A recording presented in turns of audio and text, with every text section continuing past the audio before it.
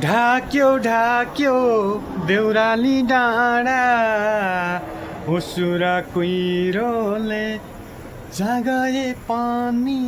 छोड्दैन मलाई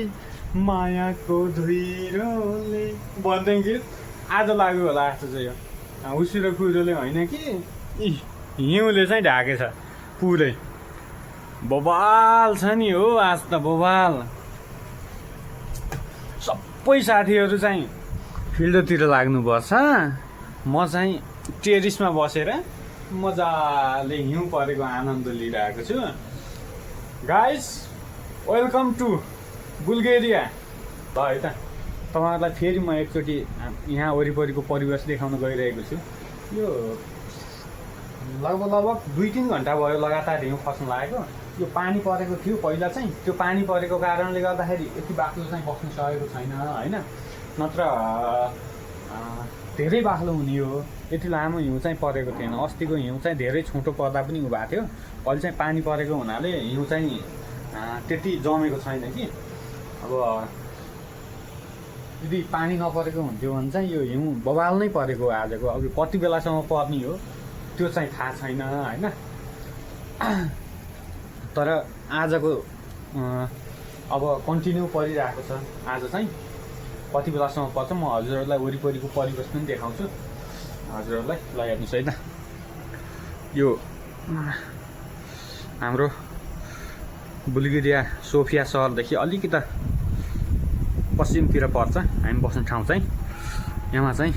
अब यो अलिकति डाउन एरिया नै हो लेक साइडमा त झन् बढी नै भइसकेको छ होला हामी चाहिँ अलिक डाउन एरियामै बस्छौँ होइन डाउन एरियामा पनि यस्तो खतरा छ यो वरिपरि सबै वरिपरि इन्डस्ट्रियल एरिया मात्रै हो हामी इन्डस्ट्रियल एरियाको वरिपरि मात्रै बस्छौँ सब झुप्रा झाप्री मात्रै छ यो सायद वर्करहरू बस्ने होला अब ठुल्ठुलो घरहरू चाहिँ अब उता सोफिया सहरतिर नै छ यो चाहिँ अलिक गाउँ साइड जस्तो नै हो मैले देखाइरहेको छु हजुरहरूलाई एकदम बबाल छ हिउँको आजको तपाईँहरूले पनि महसुस गर्नुभएको छ होला अब